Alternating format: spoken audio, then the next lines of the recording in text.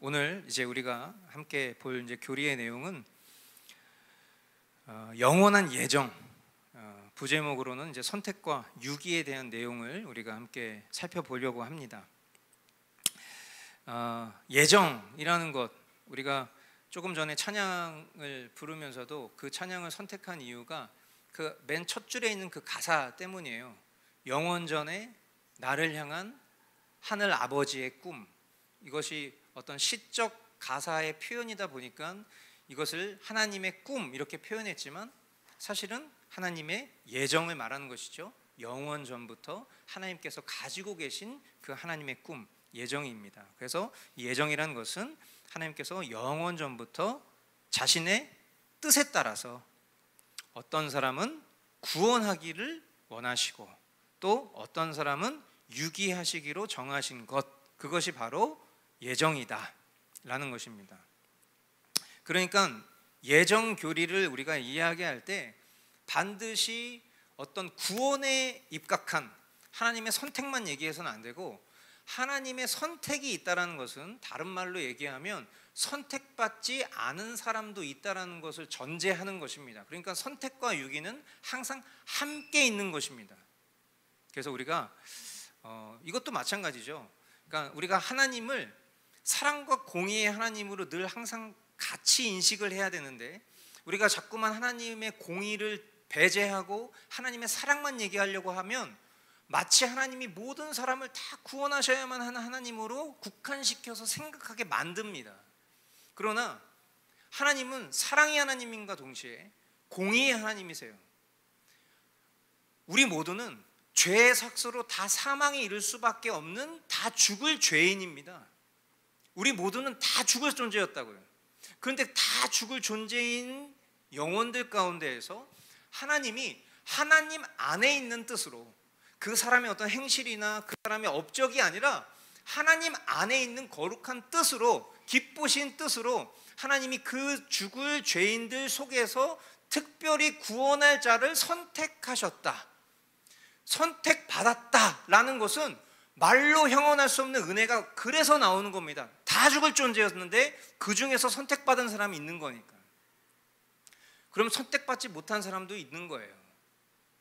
근데 그것에 대해서 진흙주제에 토기장이에게 항변할 수가 없는 겁니다. 그래서 우리가 하나님의 예정을 이야기할 때 반드시 구원의 일을 선택받은 사람도 있는 것이고, 동시에 안타깝지만 또 내가 어떻게 항변할 수 있는 자격도 없고 그 하나님의 거룩하신 뜻을 알 턱도 없는 존재이지만, 반드시 성경을 통해서 우리가 깨달을 수 있는 바는 유기된 사람도 있다라는 것을 말해야 그것이 바른 성경이다. 그래서 이 예정론이 기독교 어떤 그런 신학 가운데에서 굉장히 많이 지탄받는 지점이죠. 왜냐하면 하나님의 공의와 유기를 이야기하기 때문에 인간 본연의 죄성으로서 받아들이기 매우 힘든 지점이기 때문에 그렇습니다. 그러나 이 교리는 어떤 특정 교파가 자신들의 어떤 교권을 강화시키기 위해서 만들어낸 교리가 아니라 이것은 철저히 성경적인 근거를 토대로 하고 있다. 그래서 대표적으로 말씀 두 가지만 우리가 함께 살펴볼 텐데요.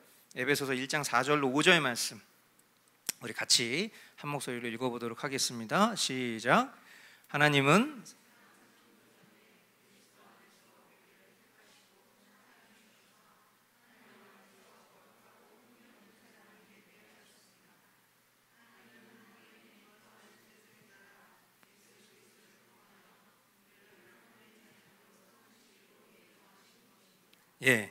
그러니까 여러분들 이런 말씀을 보실 때에도 우리가 본문 전체를 통째로 읽게 됐을 때에는 이 말씀이 어떤 말씀을 근거하는 것인지에 대해서 잘 분별하기 어려울 수 있지만, 우리가 이 말씀을 잘 숙지하고 익혀두면 우리가 이 본문 전체, 에베소서 1장 전체를 보면서도 이 4절과 5절 말씀을 만나면 이 말씀이 이 예정론에 관련된 신학적 토대의 말씀이구나라는 것을 확인하실 수 있기를 바라고, 그리고 이 교리가 사람이 만들어낸 교리가 아니라 결국 이런 말씀들을 토대로 한 신학적인 집대성일 뿐이다라는 것을 여러분들이 분별하실 수 있게 되기를 바라요. 그래서 5절 말씀에 보면 하나님은 하나님의 기뻐하시는 뜻을 따라 예수 그리스도를 통하여 우리를 하나님의 자녀로 삼으시기로 예정하신 것입니다. 그러니까 하나님이 우리를 하나님의 자녀 삼으시기로 하신 그 하나님의 거룩한 뜻을 성경은 다 풀어 설명할 수가 없어요. 왜? 그것은 하나님 안에 있는 그 기뻐하신 뜻이기 때문에 우리가 그것을 알 수가 없어요. 왜 나를 구원하셨지? 우리가 구원받을 만한 자격과 조건을 갖고 있는지를 생각해 보면 참된 신자라면 나에게는 구원받을 만한 기준과 자격이 없다는 것을 당연히 인정할 수밖에 없게 됩니다. 그러나 이런 나를 다른 사람 속에서도 왜 나를 하나님의 자녀 삼으시기로 결정하셨지? 그걸 헤아릴 수가 없는 거예요. 그래서 그것을 거룩하신 뜻 이렇게 표현하기도 하고, 지금 이 말씀 속에서는 하나님이 기뻐하시는 뜻을 따라서 반드시 중요한 게 있죠. 그냥 선택하신 것이 아니라 예수 그리스도 안에서 예수 그리스도를 통하여, 반드시 예수 그리스도라는 그 대속물을 통해서 우리를 죄의 그 해방으로부터 인도해 주신 것이다 라는 것이죠. 로마서 8장 29절로 30절 말씀도 그런 관점에서 한번 읽어보도록 하겠습니다. 시작.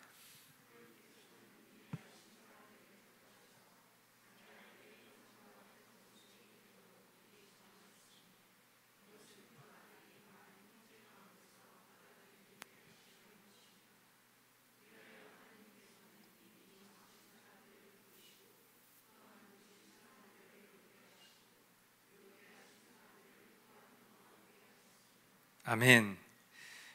충분히 이 말씀을 읽는 것으로도 여러분들이 이 하나님의 예정에 대해서 이해하실 수 있을 것입니다. 그럼에도 이 예정 교리는 거듭 말씀드리다시피 인간의 이성으로는 완전히 파악할 수 없는 그런 신비로운 영역이에요. 그러나 이제 이것이 우리에게 주는 유익은 구원의 확신, 또 하나님의 영광을 위해서 우리가 반드시 붙들어야 될 교리이기 때문에 우리 기독교 신앙인에게 있어서, 특별히 우리 장로교 신앙에 있어서 너무나도 중요한 교리다라는 것을 여러분들이 아시기 바랍니다. 자, 예정의 구분에 대해서 볼 텐데요. 일단은 예정도 한 가지 예정만 있지 않다 보니까 대표적인 어떤 이 예정론에 대한 입장을 좀 우리가 구분해 볼 필요가 있는데, 예지 예정이라는 게 있습니다. 예지 예정. 예지 예정이 뭐냐? 하나님께서 이런 거예요. 저를 보세요.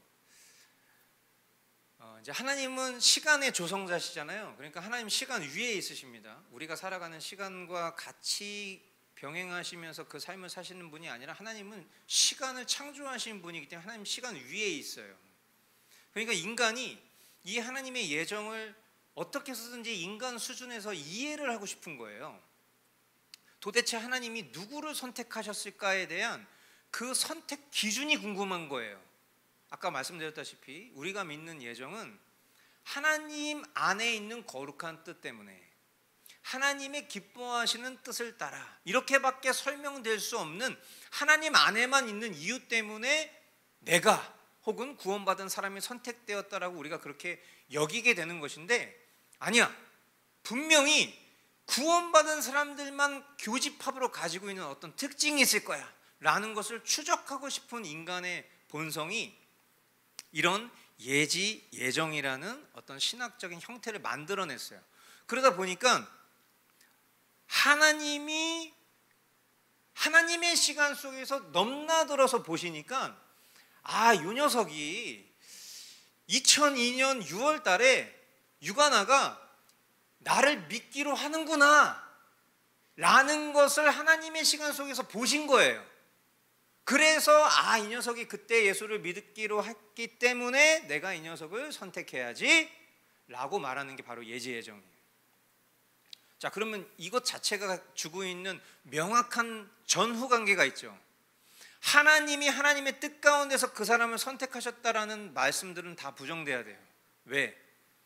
하나님의 시간 속에서 넘나들어서 보니까 유가나라는 그 개인의 인격이 그 개인의 자유의지를 발휘해서 예수 그리스도를 믿기로 결정한 것을 1번, 2번 그것을 보신 하나님이 그 영혼을 선택하시기로 창세전에 결정하셨다. 이렇게 되기 때문에 결국 이것은 하나님 주도적인 구원이 아니라 인간 주도적인 구원론이 될 수밖에 없는 것입니다.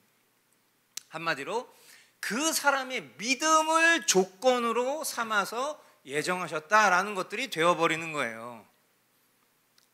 그러나 성경은 뭐라고 말씀하고 있냐면 그 믿는 사람의 믿음 자체도 하나님의 선물이라고 가르칩니다. 에베소서 2장 8절 말씀, 우리가 너무나 잘 아는 말씀이죠. 제가 찬양으로 만든 그 가사잖아요. 너희는 그 은혜에 의하여 믿음으로 말미암아 구원을 얻었으니 이것은 너희에게서 난 것이 아니요. 이것이 뭐예요? 이 믿음으로 구원받는 건 사실이지만 그 믿음조차도 너희에게서 난 것이 아니요 오직 하나님의 선물이다. 믿게 된 것도 내가 믿은 게 아니라 하나님이 내게 주신 선물인 믿음으로 믿게 된 것이지 내 실력과 믿음으로 믿은 것이 아니다. 그렇기 때문에 믿음 자체도 구원받을 조건이 되지 않는다. 그래서 예정이라는 것은 철저히 하나님의 선행적인 은혜에 의해서 이루어지는 것이다. 인간의 조건에 따른 것이 아니다라는 것입니다. 예제 예정에 대한 반박을 우리가 그렇게 잘 분별할 수 있어야 됩니다. 이중 예정. 예정은 선택과 유기라는 두 가지 측면으로 나타난다. 그래서 선택은 어떤 자들을 은혜로 구원하시기로 정하시고, 유기, 어떤 자들을 그 죄와 불신앙 가운데 버려두시기로 정하시는 것. 그렇게 선택과 유기로 구분을 하는 것입니다. 그러나 하나님이 어떤 악의 원인이 아니시며 단지 죄인을 공의로 다스릴 뿐이시다. 늘 제가 말씀드리지만 여러분들 저 보세요. 구원은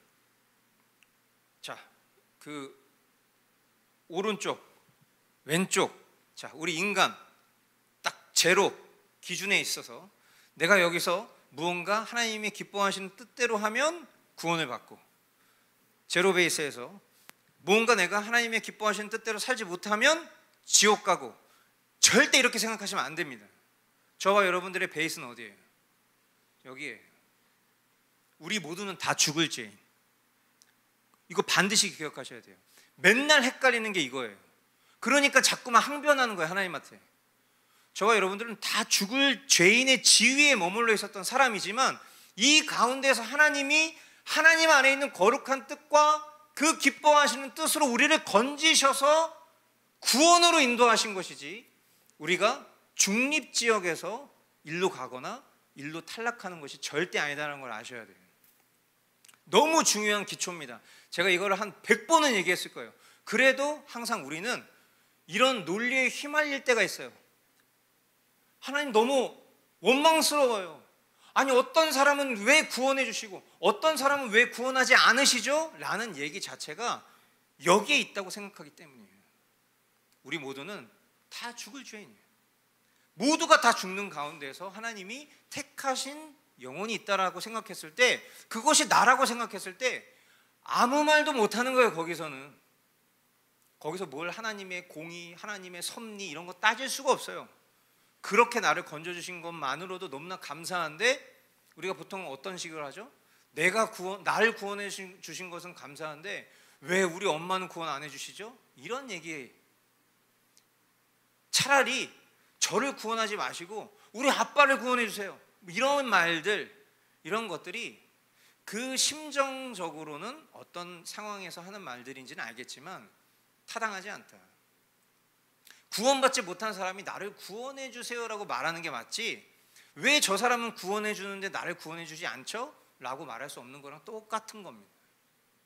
그래서 우리가 이런 예정에 대해서 항상 이야기할 때에 하나님의 거룩하신 뜻 안에서, 하나님 기뻐하시는 뜻 안에서 우리를 택하셨다라는 것에 우리가 할 수 있는 믿음의 반응은 감사와 찬양밖에 없어요. 그래서 우리가 예배 순서 가운데에도 우리가 하나님 앞에 참회의 기도를 하고 나서 죄사함의 선언이 있을 때 그 죄사함의 선언이 무엇을 뜻하는 겁니까? 그 자리에서 지금 이제 여러분들이 한 주간 살았던 죄에 대한 죄사함이 일어났습니다, 이 얘기하는 겁니까? 아니죠. 우리의 존재가 이미 그와 같은 은혜를 입은 사람이라는 것을 우리가 다시 한번 주님 앞에서 깨닫고 그에 합당한 우리가 할 수 있는 믿음의 반응인 찬양과 경배로 주님 앞에 나아갑시다 라고 하는 것이, 그것이 진정한 찬양과 경배의 의미인 거예요. 그래서 우리가 예배 가운데에도 우리가 그와 같은 반응을 하는 것처럼 저와 여러분들이 살아가는 삶 속에서도 우리가 하나님 앞에 영광 돌려야 될 그 가치는 항상 기억하세요. 우리 모두는 다 죽을 죄인이었다는. 본질과 특성에 대해서 다음 페이지.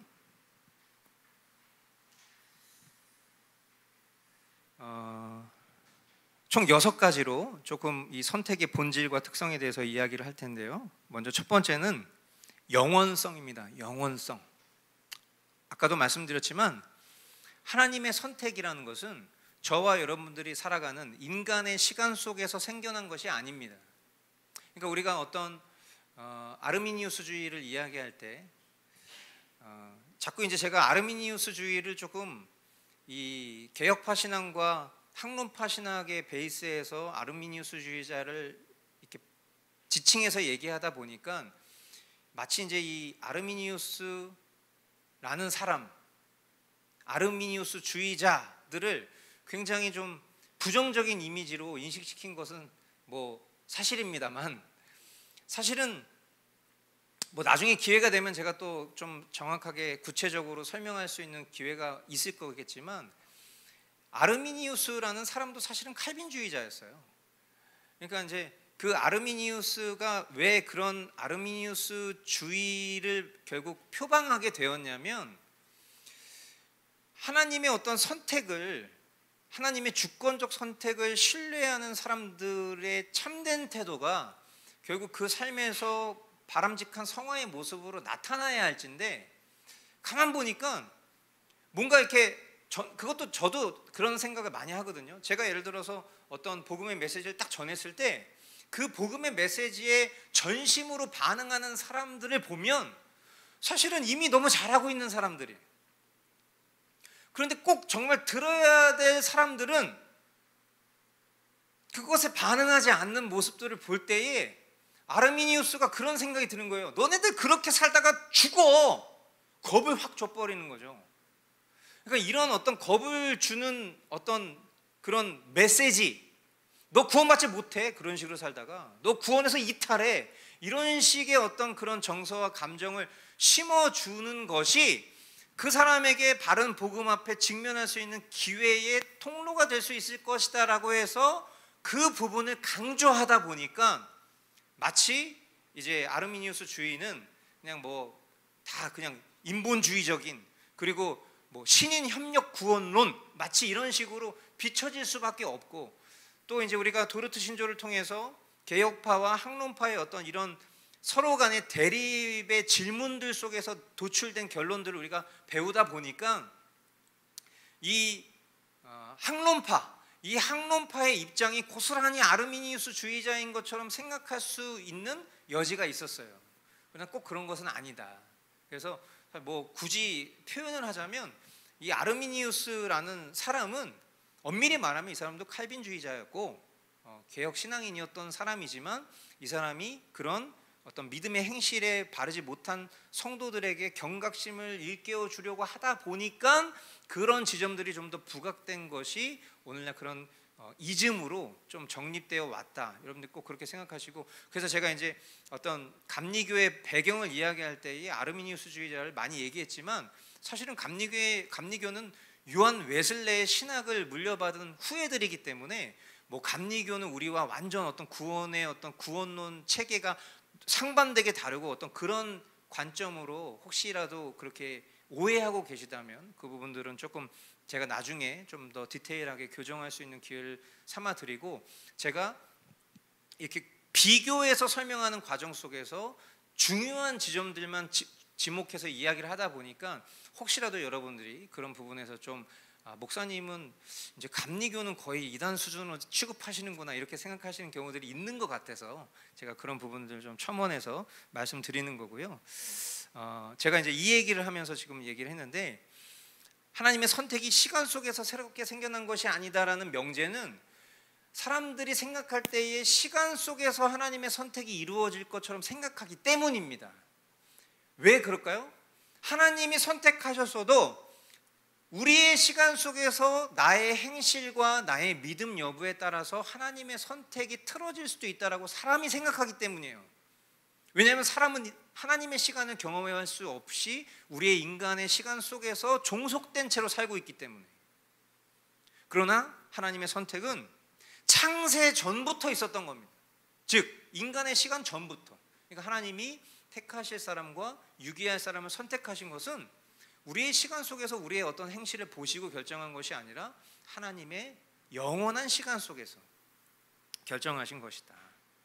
그래서 에베소서 1장 4절에 보면 곧 창세 전에 그리스도 안에서 우리를 택하사, 창세 전에, 영원 전에 이 시간 속에서 하나님이 우리를 택하셨다라는 그 영원성을 여러분들이 잘 기억하시길 바라고요. 두 번째, 자유성입니다. 자유성.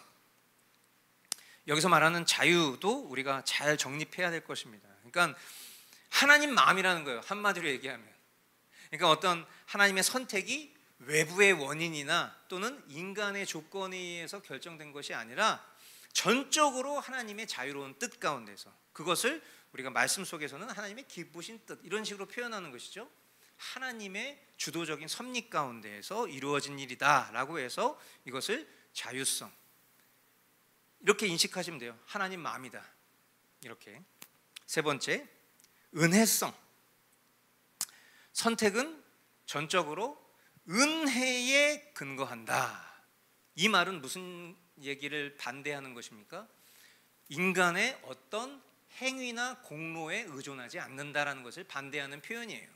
그러니까 우리가 모든 것이 다 하나님의 은혜죠 라고 했을 때 보통 우리가 어떨 때 그런 얘기 많이 해요? 이거 뭐 나는 설명이 안 돼요. 그냥 이거는 은혜로밖에 말할 수가 없어요. 이렇게 얘기할 때 그거 말하는 거예요. 그러나 우리가 어떤 내가 공로를 취해서 그 공로에 따른 결과를 마주하게 됐을 때 이것을 하나님의 은혜라고 말하는 것이 진짜 성숙한 신자겠죠. 그러나 지금 여기서 이야기하는 1차적인 해석에 의하면 어떤 행위나 공로에 의존하지 않는 전적인 하나님의 영역, 그것을 은혜로 표현하는 것입니다. 그래서 우리가 이 5대 종교개혁의 강령을 이야기할 때도 반드시 들어가는 것이 솔라 그라치아, 오직 하나님의 은혜로 이루어진다라는 것. 네 번째, 무조건성입니다. 무조건성. 아까도 위에서 설명해 드렸다시피 하나님은 믿음을 조건으로 선택하지 않으신다. 그러니까 여러분 이게 좀 반복적인 얘기처럼 들리시겠지만 잘 구분해서 여러분들이 잘 생각하시고 정리해 놓으셔야 돼요. 우리가 구원 어떻게 받죠? 구원 어떻게 받죠? 믿음을 통하여 은혜로 구원받잖아요. 그렇죠? 자, 그러면 반드시 우리가 여기서 어떤 생각을 하게 되냐면 1인칭 주관자적 시점에서 내가 믿었으니까 하나님이 은혜로 나를 구원하신 거야 라는 그런 도식으로 연결될 가능성이 있어요. 물론 여러분은 안 그러시겠죠. 여러분은 그동안에 우리가 같이 신앙생활 하면서 우리 개혁주의 신학을 그동안 너무 반복적으로 배우셨기 때문에 우리가 얻은 이 구원을 절대 나의 어떠함의 1%라도 공로를 취하지 않으시겠지만, 그러나 우리가 동시대를 살아가는 신앙인들 가운데에는 내 자유의지로 믿기로 결정해서 그때 성령 체험을 하고 그렇게 성령님이 그때로부터 내게 들어오셔서 나에게 중생의 어떤 은혜가 일어나기도 하고 회개가 일어나기도 하고 이렇게 생각하는 신자들이 굉장히 많단 말이에요. 그러나 내가 믿기로 한 그 믿음조차도 하나님은 구원의 조건으로 선택하지 않으신다. 오히려 잘 들으세요.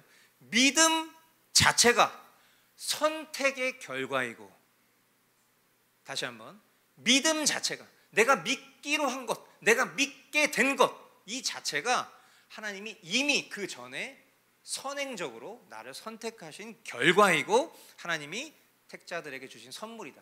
뭐가? 믿음이. 그러니까 내가 믿기로 결정한 게 아니에요.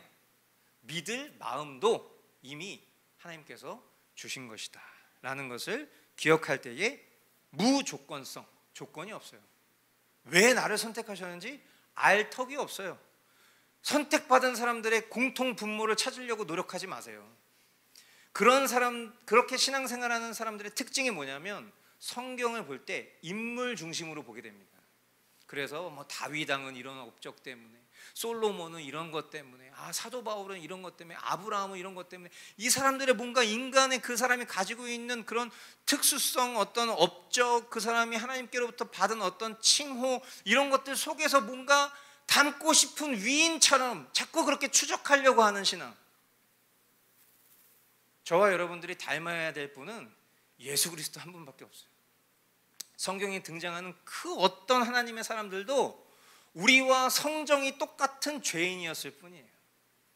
그들이 뭔가 특별함이 있어서 하나님이 그들을 선택하신 게 아니라 그들을 선택하셔서 그들 안에 하나님의 특별함이 드러났을 뿐이죠. 그러니까 저와 여러분들도 항상 뭐 어디 가서 저는 제가 진짜 존경하는 인물이 사도 바울인데요, 저는 그런 사도 바울 같은 복음의 일꾼이 되고 싶습니다, 막 이제 이런 식으로 얘기를 하는 거, 물론 뭐 그렇게 이야기하는 것을 뭐 터부시 여길 필요는 없겠지만, 우리가 정말 닮아야 될 분, 우리가 정말 목표 삼아야 될 분은 우리 안에 그 선한 일을 이루고 그렇게 닮게 하실 예수 그리스도 한 분밖에 없어요. 성경에 나오는 그 어떤 인물도, 하늘에 불을 내린 엘리야도 성경이 뭐라고 기록하고 있어요? 우리와 똑같은 성정을 가진 사람이에요.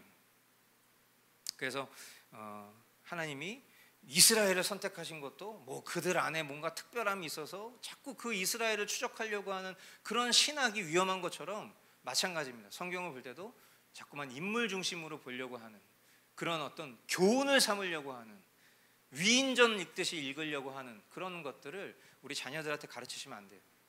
우리가 붙잡아야 될 것은 예수님 한 분뿐입니다. 다섯 번째, 불변성입니다.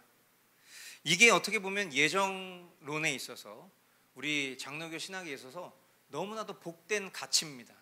뭐냐? 하나님의 선택은 변하지 않는다라는 거예요. 그러니까 이것도 똑같은 거죠.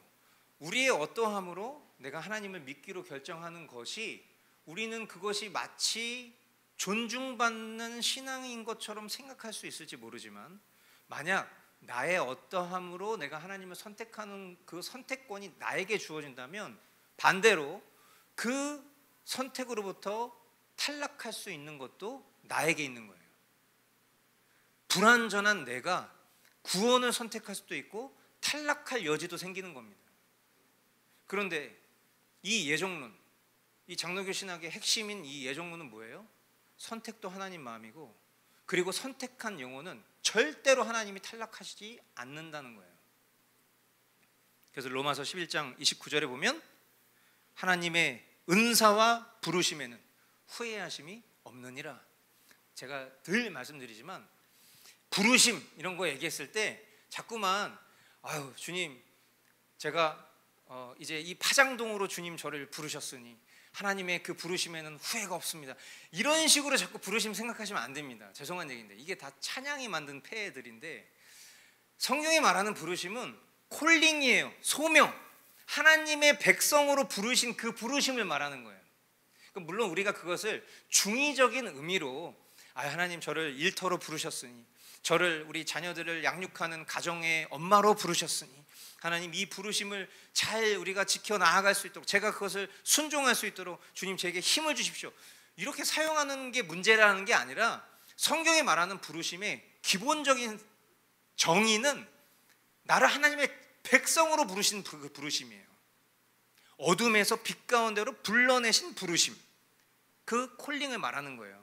그러니까 우리가 뭐 찬양 부를 때도 하나님의 부르심에는 결코 실수가 없네, 나를 주님은 하잖아요. 그런 거 할 때도 우리가 뭐 그런 거 얘기하면 막 결단의 찬양으로 막 부르면서 주님 내가 부르신 그 자리에서 그 은혜로 살겠습니다, 뭐 소명을 다하겠습니다, 뭐 이런 식의 결단의 찬양으로 그렇게 우리가 부르다 보니까 마치 이제 이 부르심의 정의를 그 찬양에 표현하는 것처럼 우리가 인식할 때가 많은데, 그런 의미가 아니라 여기서 말하는 하나님의 은사와 부르심에는 후회하심이 없다.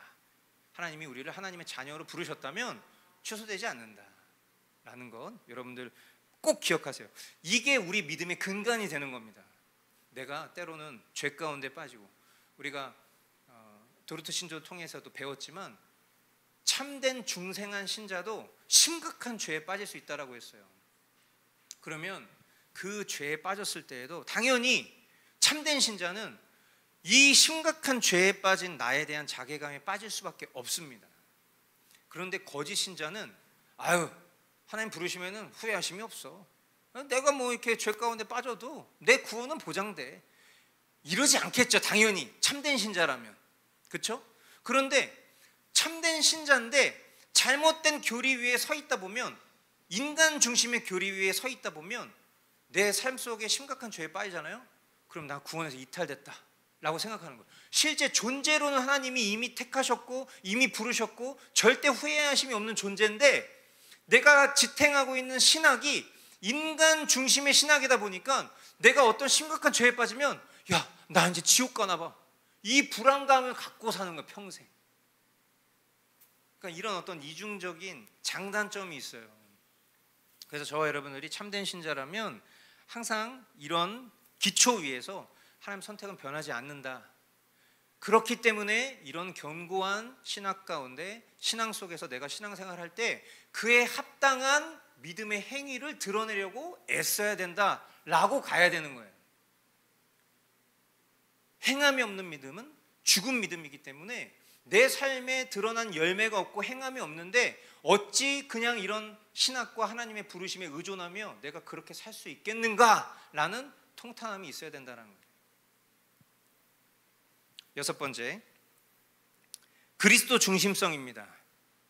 그래서 아까도 제가 말씀드렸지만 하나님이 우리를 선택하신 기초는 무엇이냐면 반드시 그리스도 안에서 우리를 선택하셨다는 것을 꼭 기억하셔야 돼요. 그리스도는 선택의 기초이시며 동시에 선택이 실현되는 방식이에요. 아멘이시죠? 예수 그리스도 없이 우리가 하나님께로부터 선택받았다라고 생각하면 우리는 감상주의에 젖을 가능성이 너무 많아져요. 예수 그리스도의 십자가 없었으면, 예수 그리스도의 대속의 그 피가 없었으면, 예수 그리스도의 그 고난과 그 고통이 없었더라면 저와 여러분들도 하나님의 자녀가 될 수 없었을 거예요. 그러나 그 예수 그리스도의 공로로 인하여서 우리를 선택하신 것이 너무나도 중요한 것입니다. 자, 이제 사람들이 되게 싫어하는 유기의 교리에 대해서 보도록 하겠습니다. 자, 유기의 정의는 뭐냐? 유기는 하나님께서 어떤 사람들을 그들의 죄와 불신앙 가운데 버려두시기로 영원 전부터 작정하신 것을 의미합니다. 그러니까 선택과 똑같은 구조를 갖고 있습니다. 영원 전부터 하나님께서 구원하시기로 결정하신 선택한 사람이 있는 것과 동시에 하나님이 영원 전부터 유기하기로 버려두시기로 결정한 사람들이 있다. 그래서 로마서 9장 22절 말씀에 보면 만일 하나님이 멸망하기로 준비된 진노의 그릇을 오래 참으심으로, 이런 말씀들. 그러니까 성경에 보면 굉장히 이런 말씀들이 많습니다. 그러니까 선택에 대한 교리의 말씀, 유기에 대한 말씀도 참 많은데 기본적인 스탠스는 제가 아까도 말씀드렸다시피 우리 본연의 지위는 언제나 사망이라는 것을 늘 기억하셔야 돼요. 모든 인간, 죽는 모든 인간의 본연의 지위는 사망이다. 그러니까 이 중립지역에서 하나님이 누구를 버리시고 누구를 선택하신 게 아니라 한마디로 우리 모두는 다 버려진 존재, 죽을 존재였으나 그 가운데에서 하나님이 살려주시기로 결정한 선택이 있는 거지 중간 지역에서 버려지거나 선택받은 것이 아니다라는 것을 기억하시면 심플합니다. 자, 그래서 유기의 원인 마찬가지죠. 선택이 전적으로 하나님의 은혜에 근거한다고 했습니다. 그죠? 마찬가지로 유기 또한 전적으로 하나님의 공의에 근거하는 것입니다. 하나님은 죄와 공존하실 수 없어요. 다 죽을 죄인이라고 그랬죠. 모두가 다 죽을 죄인이에요. 그 말인즉슨 하나님과 공존할 수 없는 게 모든 사망의 지위에 빠진 인간이에요. 그런데 그 중에서 그리스도 안에서 택하신 사람들, 이 얘기인즉슨 그리스도의 그 대속의 은혜로 말미암아 의롭다 여김을 받은 사람들이 하나님과 함께 할 수 있는 거예요. 이해되시죠? 하나님의 은혜에 근거하는 것처럼 유기는 전적으로 하나님의 공의에 근거한다. 또 어떤 사람들은 그러다 보니까 아니 하나님이 죄를 조성하신 분 아니야? 아니 왜 굳이 그렇게까지 하셨어? 막 이런 식으로 사람을 죄에 빠뜨리는 분처럼 생각하지만 유기의 원인은 하나님을 그렇게 끌어내리거나 하나님을 죄의 조성자라고 억지로 주장한다고 해서 그 원인이 바뀌는 것이 아니에요. 하나님의 공의와 그 사랑의 성품을 인정하면서 참된 구원의 백성들은 구원받을 길을 찾아가는 것이지 하나님의 어떤 그런 위험을 땅바닥에 떨어뜨린다고 해서 해결되는 것이 아닙니다. 그래서 유기의 원인은 하나님께 있는 것이 아니라 본연의 인간 지위인 그 인간 죄에 있는 것이다. 그리고 하나님은 그 죄인을 공의대로 내버려 두시는 것이다 라는 것을 아셔야 됩니다. 세 번째, 목적입니다. 하나님의 영광, 특히 하나님의 공의와 거룩하심을 나타내시기 위함이다. 그러니까 유기의 목적, 그러니까 선택의 목적을 우리가 그와 같이 표현할 수도 있겠지만 또 유기의 목적도 하나님의 영광을 나타내기 위함이다 라고 말한다면 사실 굉장히 비난받을 수 있습니다. 이게 뭘 좋은 일이라고 하나님의 영광을 나타내. 마치 상상 속에서 이렇게 생각하는 거야. 하나님이 뭔가 이렇게 죽어가는 영혼들을 바라보시면서도 높임을 받으시는 하나님인 것처럼 그렇게 인식하게 만들죠. 우리의 죄성이. 그러나 모든 것은 다 하나님을 영화롭게 하기 위함입니다. 그래서 잠언 16장 4절 말씀에 보면 여호와께서 온갖 것을 그 쓰임에 적당하게 지으셨나니 악인도 악한 날에 적당하게 하셨느니라.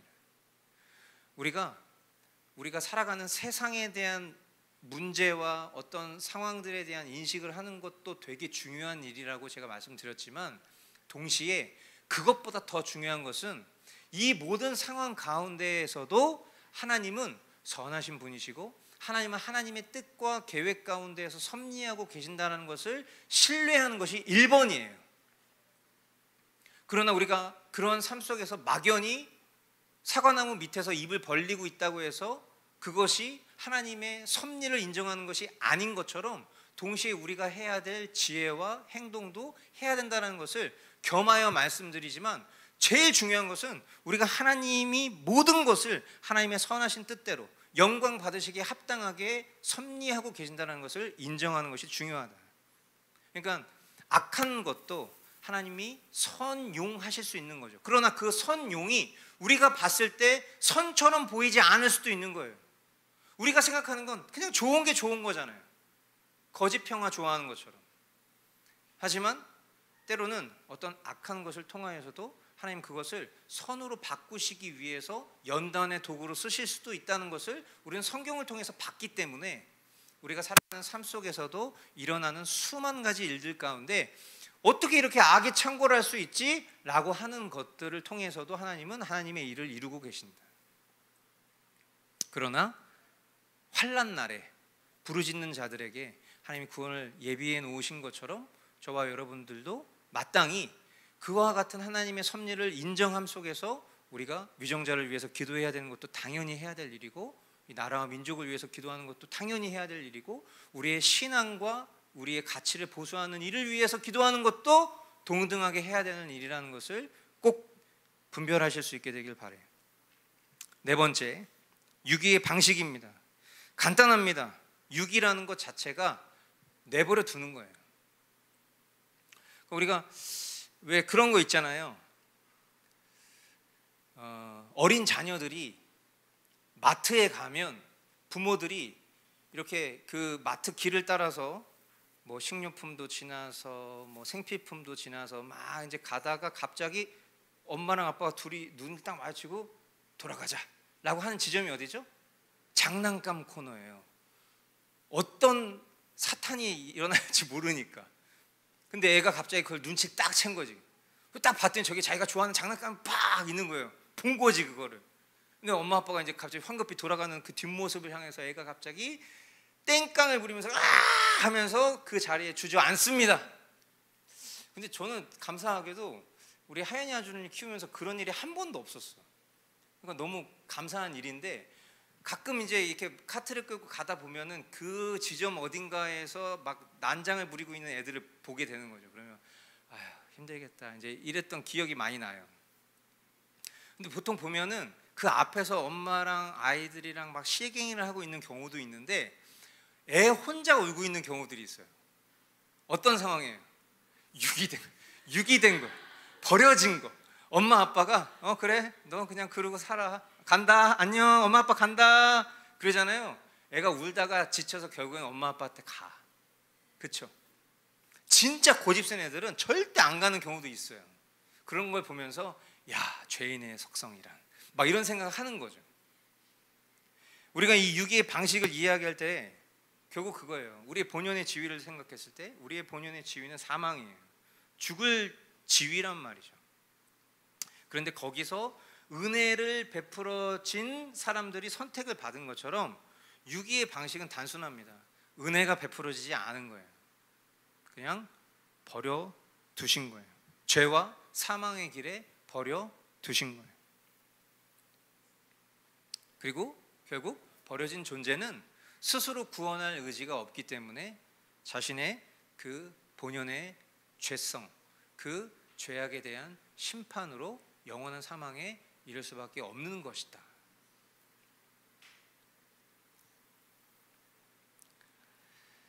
자, 그래서 이제 이런 어떤 예정 교리에 대해서, 선택과 유기에 대한 교리에 대한 역사적인 여러 반대와 반박을 간단하게 세 가지로 살펴보자면, 첫 번째는 불공평하다. 하나님 불공평하시다. 누구는 선택하시고 누구는 유기하시고 불공평해 하나님, 이렇게 반박하는 사례들이죠. 그러나 다시 한번 말씀드리지만 성경은 인간이 본래 죄로 인해서 모두 멸망받아야 할 마땅한 존재라고 말하고 있다는 거예요. 따라서 하나님이 어떤 사람을 구원하시기로 하신 것은 전적으로 은혜이며 버려두신 것은 공의에 따른 것이다 라는 것이 명확한 것이고, 여러분 이것을 우리가 어떻게 해서든지 감정적으로 상대방을 위로하고 설득하기 위해서 이 기준을 허물고 어떤 변론을 하려고 하잖아요. 그럼 그때부터 우리는 망하는 거예요. 그래서 제가 이제 항상 이런 말씀들이 나올 때마다 우리가 늘 기억해야 될 비유의 말씀이 바로 토기장이 비유죠. 로마서 9장 20절. 이 사람아, 네가 누구이기에 내게 감히 반문하느냐. 제가 그 작년인가 재작년인가 그때 홍콩 갔을 때 우리 이성호 목사님이랑 이렇게 뭐 교리 관련된 뭐 얘기를 막 하다가 그 교회에서 이제 목사님이 성도들에게 막 교리를 가르치는데 어떤 성도 하나가 막 몇 주째 막 시험에 빠졌다는 거예요. 계속 목사님 보면 인사도 안 하고 아는 척도 안 하고 막 심통이 막 잔뜩 나가지고 뭐 문자 보내도 씹고 뭐 전화해도 전화도 안 받고 막 계속 그래서 도대체 권사님 도대체 뭐 때문에 그러시냐고 그랬더니 난 목사님 설교 나 듣기 싫어요 막 그래요. 왜 뭐 때문에 그러시냐고. 아니 하나님 사랑의 하나님인데 아니 왜 하나님이 그렇게 유기하는 영혼을 둔다고 그런 식으로 얘기하세요. 할 말이 없는 거예요. 왜 내가 무슨 내 생각을 얘기한 게 아니라 성경의 그 토기장의 비유를 얘기하면서, 그래서 우리가 하나님의 은혜에 택함 받은 자녀로서 우리가 감사합시다라는 그런 얘기를 했는데, 그 하나님의 은혜에 선택받은 자로서 감사한 것에 대해서는 오히려 묵상하는 게 아니라 남편과 자녀들이 예수를 믿지 않으니까 오히려 이 말씀을 생각했을 때 이런 진리를 전달한 목사님의 설교가 너무 원망스러운 거지. 내가 구원받은 것에 대한 감사를 하나님 앞에 영광 돌리는 것도 우리는 일평생 하나님 앞에 올려드려도 부족한 존재인데, 내가 구원받은 거는 그냥 그건 당연한 것처럼 생각하고 구원받지 못한 내 남편과 자녀들을 더 확인사살한 것 같은 이 말씀에 너무 속이 상하니까 목사님을 향해서 막 그랬다는 거예요. 그래서 제가 이제 그 얘기를 들으면서 아유, 그런 일들은 우리 교회는 없는데 난 너무 행복하다, 뭐 이제 이런 얘기 하다가 이제 그 목사님이 그 성도에게 그런 얘기를 했다는 거예요. 진흙 주제. 그래서 제가 이제 그 얘기를 듣고, 야, 그거 괜찮다. 소스가 괜찮다. 진흙 주제. 그래서 제가 이제 언젠가 그걸 써먹은 적이 있어요, 우리 성도분들에게. 그래서 뭐 우리 교우분들은 그런 거에 대해서 뭐 반문하시거나 좀 불편해하신 것들은 없었지만, 사실은 이 5글자 안에 모든 의미가 담겨져 있는 거 아닙니까? 진흙 주제. 우리가 할 수 있는 건 아무것도 없어요. 불가항력적 은혜에 반응하는 것도 감사한 일이지만 동시에 무조건적인 은혜도 너무나 감사한 일이고, 그런데 우리의 힘으로 할 수 없는 것을 왜 하나님 하시지 않냐라고 항변하는 것 앞에서 우리가 자꾸만 그 사람의 입장과 그 사람의 처지를 뭔가 배려한다는 차원에서 인본주의적인 해석을 곁들여서 그 안에 하나님이 이제 하시지도 않은 말들, 또 인간적인 어떤 잘못된 해석들, 이런 것들을 가미해서 그 사람을 일시적으로 위안해 준들, 그게 무슨 도움이 되겠냐고요. 제가 늘 말씀드리죠. 갈등은 필요한 겁니다. 갈등이 없으면 진보가 없어요. 성장이 없어요. 성숙이 없어요. 근데 우리는 항상 그런 갈등을 두려워해요. 갈등이라는 단어를 썼지만 때로는, 예를 들어서 뭐 여러분들이 다이어트 하시는 분들이 있다면 제가 계속 말씀드리죠. 다이어트는 쉽지 않아요. 제가 80kg에서 지금 71.7kg입니다. 지난 6개월 동안 9kg 정도를 감량했어요. 너무 힘들어요. 되게 힘들다고. 근육을 키우는 것도 힘든데 다이어트 하는 것도 힘들어요. 근데 이런 갈등을 겪지 않으면 내가 원하고 바라는 목표나 성장과 성숙은 없는 거예요. 근데 항상 우리는 이런 갈등을 회피하려고 해요. 이념과 사상도 마찬가지예요. 내가 가지고 있는 가치 기준을 일평생 가지고 살았지만 만약에 하나님 말씀에 비추어 봤을 때 이것이 잘못됐다고 생각하면 그 앞에서 갈등하고 씨름하는 것들을 통과해야 될 용기가 필요한데, 그걸 자꾸만 회피하고 내 생각으로 변론하려고 하고 평생 그러잖아요. 절대 바뀌지 않아요. 절대 안 바뀌어요. 결국 그 사람이 지배하는 것은 그 사람이 추구하는 것으로 지배받는 거예요. 그러니까 똑같아요. 우리가 어떤 누군가를 말씀으로 설득하는 과정 속에서 진리를 선포하고 그 말씀이 그 사람의 심령 가운데 성령이 주도하시는 갈등에 내버려 둬야 돼. 근데 자꾸만 우리는 그 사람을 기분 나쁘지 않게 하려고, 그 사람을 뭔가 좀 편하게 해주고 싶으니까 자꾸만 뭔가 다른 얘기를 곁들여. 그러니까 우리가 복음 전할 때 필요한 태도에 대해서 이야기할 때 성경이 뭐라고 얘기하죠? 누가 너에게 소망의 이유를 묻거든 항상 답변할 준비를 하라. 근데 그 답변을 준비를 하는 그 태도를 이야기할 때 뭐라고 얘기하죠? 선한 양심이라고 말해요. 선한 양심이 뭡니까? 뻥튀기 하지 말라는 거예요. 허황된, 내가 무슨 뭐 하나님의 음성을 들었다, 뭐 내가 무슨 뭐 죽었다가 살아났다, 내가 무슨 뭐 기적을 체험해가지고 내 삶이 바뀌었다, 내가 예수님을 믿었더니 갑자기 주식이 터졌다, 마치 이런 식의 기복주의적인 그런 거짓을 곁들여서 예수 믿으면 잘 된다는 식의 그런 잘못된 전도를 하지 말라는 거예요. 그러니까 지금 이런 말씀들도 마찬가지죠. 결국 하나님이 어떤 사람을 선택하시고 어떤 사람을 버리신다면 불공정한 거 아닙니까? 진흙주제. 이게 다 끝나는 거예요. 이걸로. 거기다 대고 그치, 하나님이 또 왜 그러셨을까? 그 안에 뭔가 하나님 또 다른 원대한 뜻이 있지 않겠어? 뭔가 마치 이런 식으로 진리를 자꾸 훼손하는 그런 우리 수준의 허접한 말들을 우린 배격해야 됩니다. 물론 그것을 전달하는 지혜와 그런 화술이 되게 중요하겠죠. 그러나 분명한 것은 진리는 바뀌지 않습니다. 이 사람아, 네가 누구이기에 감히 내게 반문하느냐? 이 한 말씀을 5글자로 압축하면 진흙주제. 늘 기억하시고, 거기에 답이 다 있어요.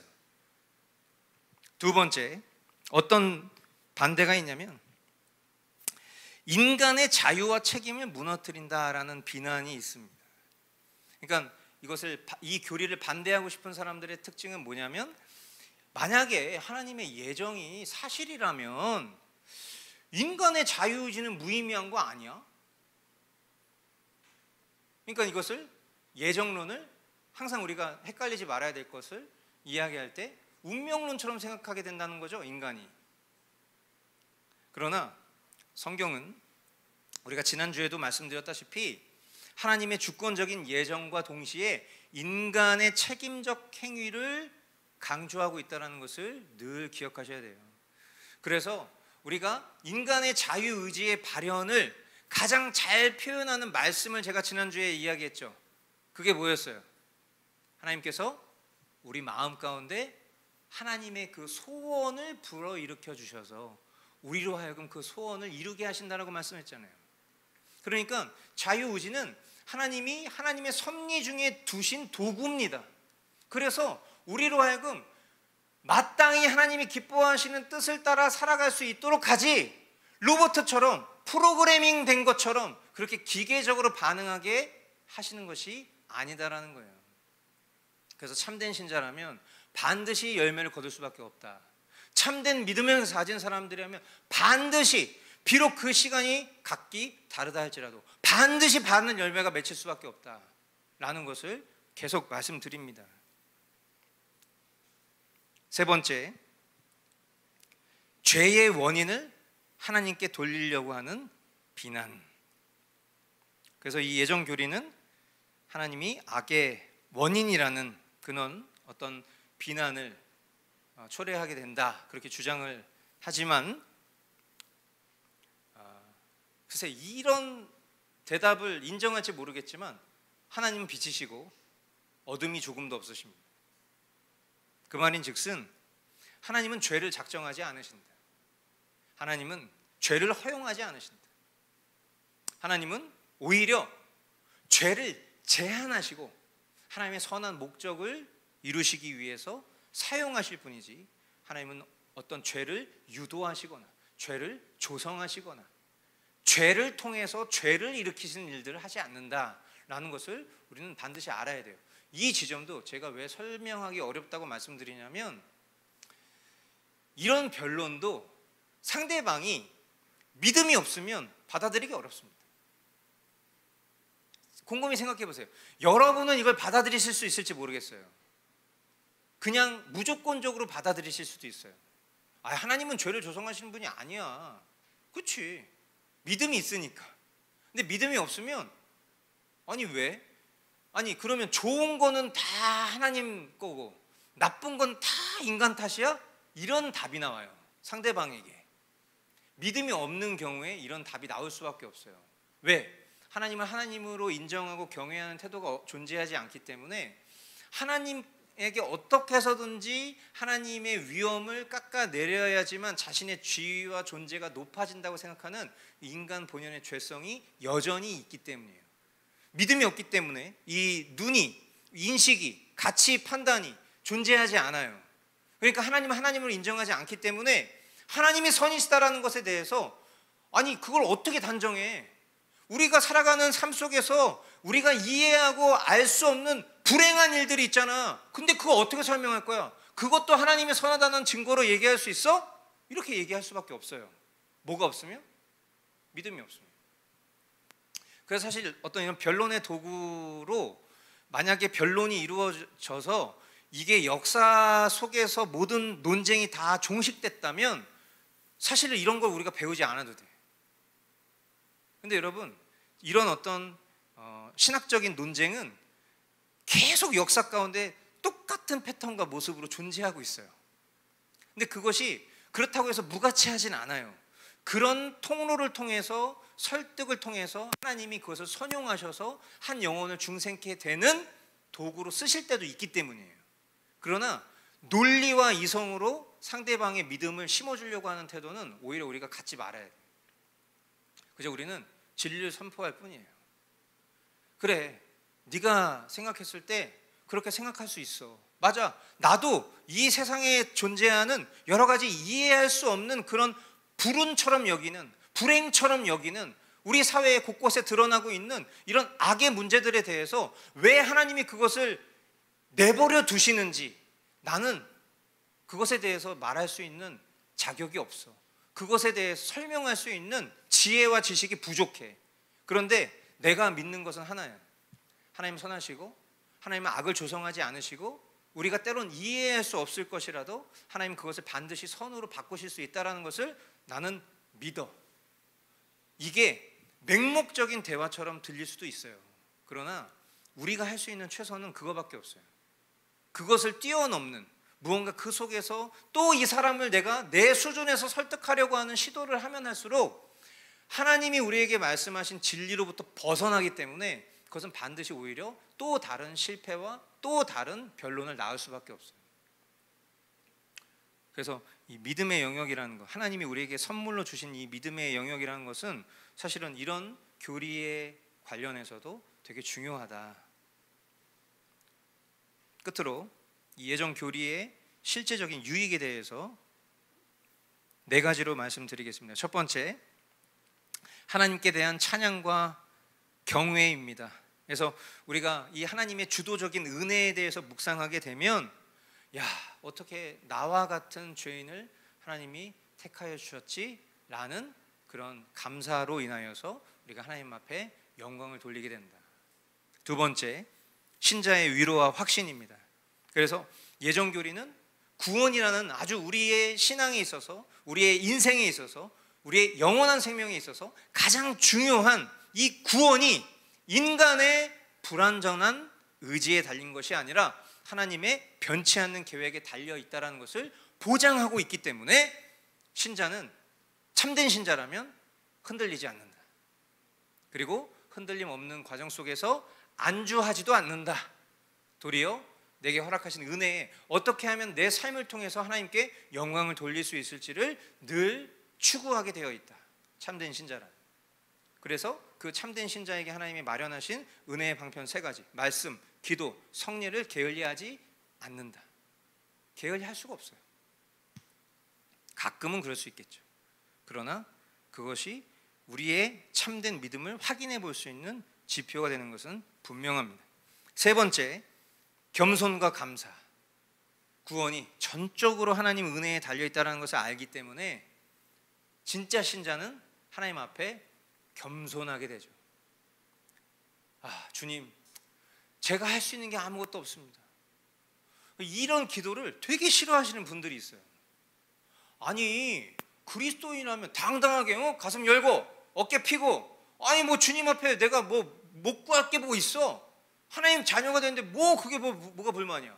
뭘 맨날 그렇게 막 지질이 궁상처럼, 주님 제가 힘으로는 할 수 있는 게 아무것도 없습니다. 주님 저는 죄인입니다. 주님 저를 구원해 주신 것을 너무나 감사하지만, 왜 그런 식으로 살아요? 신앙생활을 받은 복을 세어보세요. 막 이렇게 얘기하는 경우들이 있어요. 저도 그러고 싶습니다. 나도 받은 복을 세어보고 싶어요. 저도 받은 복 많아요. 근데 어떡하겠어? 그게 자발적으로 나오는 거예요. 그게 억눌리고 움츠린 신앙을 표현하는 것이라고 이해하는 것 자체가 저는 이상하다고 생각해요. 자연스러운 리스폰스예요. 하나님 나에게 베풀어 주신 은혜 앞에서 내가 어떻게 이런 은혜를 입었지라는 것을 늘 생각하게 돼요. 늘. 그러나 거기에 머물러 있지 않아요. 그 겸손을 뛰어넘어서 주님께 감사하게 되고, 그리고 그 감사를 통해서 내가 받은 은혜가 그냥 이 생의 복으로 세어볼 수 있는 것과는 비교할 수 없는 구원의 복을 받았다는 것에 감격하며 이미 충분히 살아가고 있다라는 거예요. 그래서 진짜 이런 교리가 우리에게 실제된 것을 우리가 경험하고 살고 있다면 당연히 하나님 앞에 겸손하고 감사할 수밖에 없다. 그리고 네 번째, 거룩한 삶으로의 격려. 예정은 우리의 방종의 구실이 될 수 없다. 그래서 우리가 칼빈주의를 이야기할 때 칼빈주의라는 이 어떤 개혁주의라는 이 신학에 머물러야 되는데 이 주의를 지나쳐가는 것을 뭐라고 표현한다고 그랬죠? 하이퍼 칼빈주의. 그렇게 표현한다고 했죠. 칼빈주의 하이퍼. 그러니까 어떻게 된 거예요? 방종하는 게 방종. 하이퍼 칼빈주의나 구원파나 똑같다 말씀드렸죠. 그러니까 이제 우리가 뭐 감리교 신학을 가끔은 오해하고 호도하는 것처럼 이 반대 진영에 계신 분들, 뭐 반대는 아니고 좀 다른 관점을 가지신 분들이 장로교를 이야기할 때 이런 뻔뻔한 놈들 막 이런 식으로 표현할 때가 있어요. 그게 뭐냐면, 야 너네는 구원 받은 거 보장 스스로 그렇게 뭐 보장하고 그렇게 안일하게 살아도 되는 거야? 막 이런 식으로 얘기하는 경우도 있어요. 그러니까 예배의 태도를 봐도 감리교도들은 굉장히 뜨겁습니다.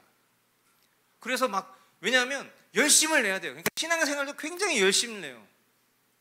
그러니까 뭐 봉사하고 막 여러분 이 목사님 강단 좀 저기 청소 좀 해주세요. 여기 목사님 말씀 전하는 이 단도 좀 청소 좀 해주시고 꽃꽂이도 좀 놔주세요. 그래야 복 받지. 그래야 구원 받지. 예? 아셨죠? 예. 뭐 이런 게 구원의 조건이 될 수 없지만 이런 행위적 열심이 혹여나 내 신앙을 더 증진시킬 수 있지 않을까? 하나님께로부터 받는 어떤 그 복을 더 추가로 받을 수 있게 되지 않을까라는 생각으로 연결되는 거 되게 지극히 자연스럽게 그렇게 흘러가요. 정서와 분위기가.